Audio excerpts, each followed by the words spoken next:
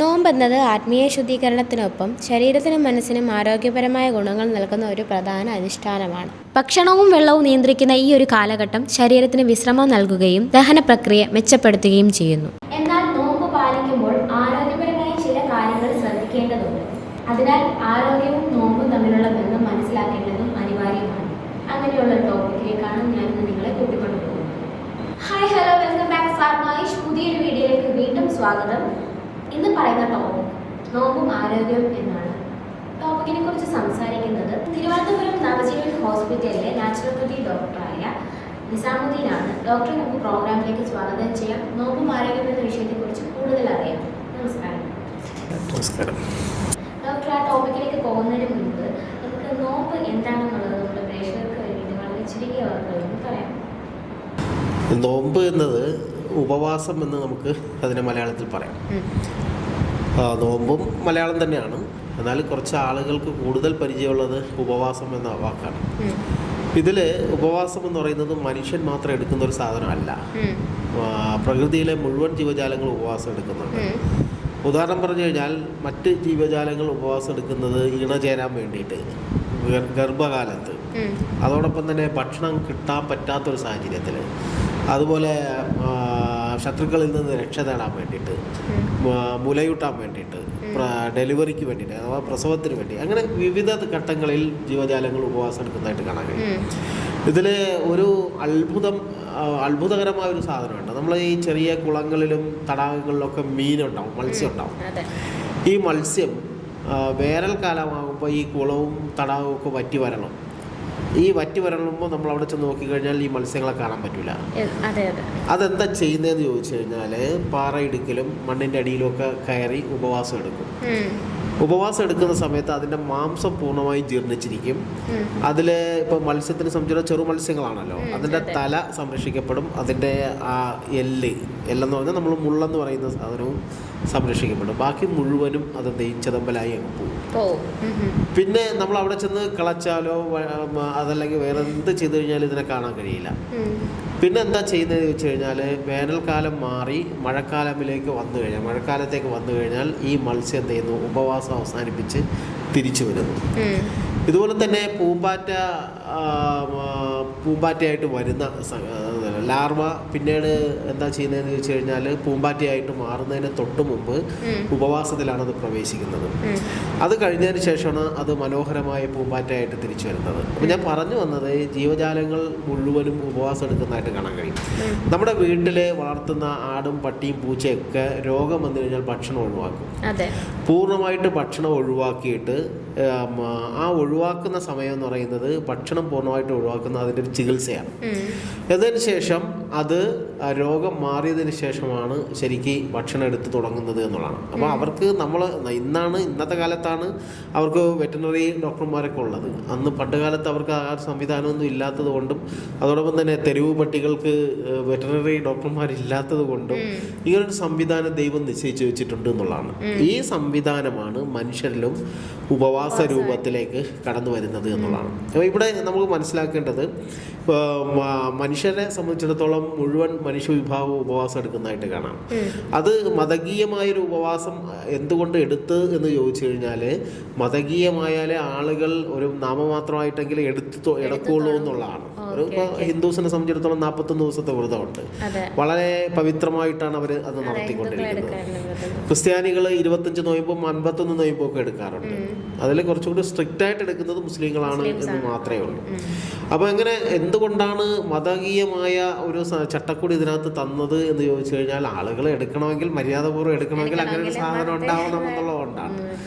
അപ്പോൾ അതുകൊണ്ട് മുഴുവൻ ജീവജാലങ്ങളും ഉപവാസം എടുക്കുന്നതായിട്ട് നമുക്ക് കാണാൻ കഴിയും. മുഴുവൻ ജീവജാലങ്ങളും ഉപവാസം എടുക്കുന്നുണ്ട്, മനുഷ്യന്മാരും എടുക്കുന്നുണ്ട്.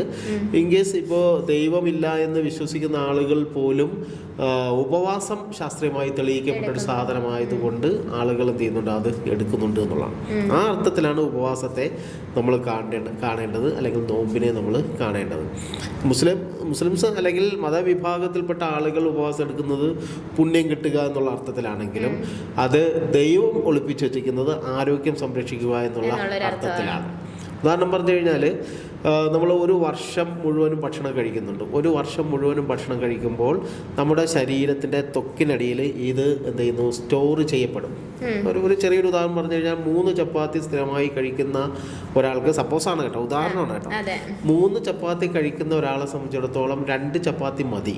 പക്ഷെ അയാൾ 3 ചപ്പാത്തി കഴിക്കുന്നുണ്ട്. ബാക്കി സ്റ്റോർ ചെയ്ത് നമ്മുടെ ത്വക്കിനടിയിൽ സൂക്ഷിച്ചു വെക്കുക ചെയ്യുന്നത്. ഇത് വർഷത്തിലൊരിക്കൽ ഉപയോഗിച്ച് തീർക്കണം.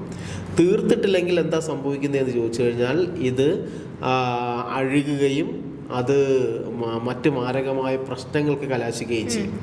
ആ പ്രശ്നം പരിഹരിക്കാൻ വേണ്ടിയിട്ടാണ് മനുഷ്യരോട് വർഷത്തിലൊരിക്കൽ ഉപവാസം എടുക്കാൻ പറഞ്ഞത് എന്നുള്ളതാണ്.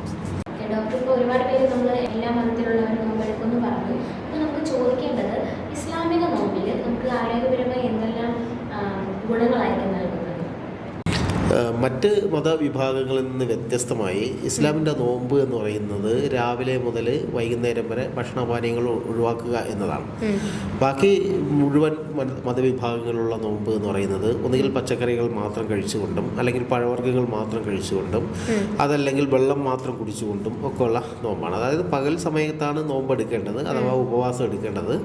പക്ഷേ ഇസ്ലാമിലെ നോമ്പ് എന്ന് പറയുന്നത് രാവിലെ മുതൽ വൈകുന്നേരം വരെ ഭക്ഷണം ഒഴിവാക്കണം, വെള്ളം ഒഴിവാക്കണം, പിന്നെ അതുപോലെയുള്ള സുഖ സൗകര്യങ്ങളെല്ലാം ഒഴിവാക്കുന്ന ഒരു നോമ്പിനെ കുറിച്ചാണ് ഇസ്ലാം വിഭാവന ചെയ്യുന്നത്.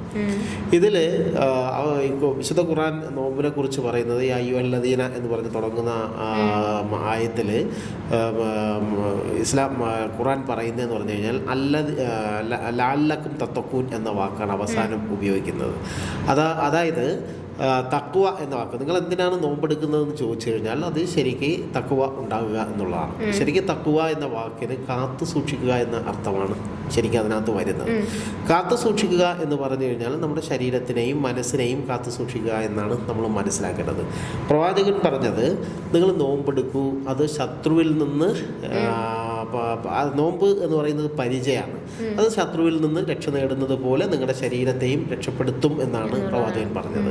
അപ്പോൾ ആ അർത്ഥത്തിൽ നമ്മൾ നോക്കുന്നുണ്ടെങ്കിൽ ആത്മീയമായ ഒരു തലം നോമ്പിനുണ്ടെങ്കിലും അത് ശാരീരികമായ ഗുണം വർദ്ധിപ്പിക്കുന്നതാണ് എന്ന് നമുക്ക് കൃത്യമായിട്ട് പറയാൻ സാധിക്കും. അപ്പോൾ ശാരീരികമായി എന്തെല്ലാം ഗുണങ്ങളാണ് നമ്മൾ നോമ്പ് കൊണ്ട് കിട്ടുന്നത് എന്ന് ചോദിച്ചു കഴിഞ്ഞാൽ ഒരുപാട് ഗുണങ്ങൾ നമുക്കതിനകത്ത് കിട്ടുന്നതായിട്ട് നമുക്ക് കാണാൻ കഴിയും. ഒന്ന് എന്ന് പറയുന്നത് പകൽ സമയത്താണ് നമ്മൾ നോമ്പെടുക്കുന്നത്. ശരിക്കും രാത്രിയിലാണ് നോമ്പെടുക്കേണ്ടത് അല്ലെ? അങ്ങനെയാണെങ്കിൽ വിശ്രമമാണ് ആവശ്യമെങ്കിൽ രാത്രി നോമ്പെടുത്തിട്ട് കിടന്നുറങ്ങിയാൽ മതി. പക്ഷേ ശരിക്കും പകലാണ് നോമ്പെടുക്കാൻ പറയുന്നത്.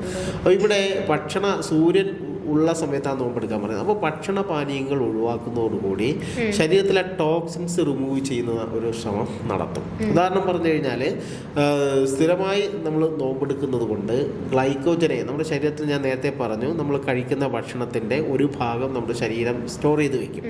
ഈ സ്റ്റോർ ചെയ്ത് വെക്കുന്നത് കൊണ്ട് ശരീരത്തിൽ നിന്ന് ഗ്ലൈക്കോജനെ ഗ്ലൂക്കോസാക്കി മാറ്റി ശരീരത്തിൻ്റെ ഊർജം ഉൽപ്പാദിപ്പിക്കപ്പെടുന്നത് കൊണ്ട് നമ്മുടെ ശരീരം ഒന്ന് ശുദ്ധിയാകുന്നു എന്ന് മാത്രമല്ല അമിതവണ്ണം കുറയ്ക്കുവാൻ സഹായിക്കും. അതോടൊപ്പം തന്നെ കരള് ശുദ്ധിയാകാനും പാൻക്രിയാസ് ശുദ്ധിയാകാനും ഇതിനേക്കാളും അപ്പുറം കുടല് അല്ലെങ്കിൽ നമ്മുടെ ആമാശയം വൃത്തിയാകാനും ഒക്കെ ഏറ്റവും ഫലപ്രദമായൊരു മാർഗമാണ് ഉപവാസം അഥവാ നോമ്പ് എന്ന് പറയുന്നത്.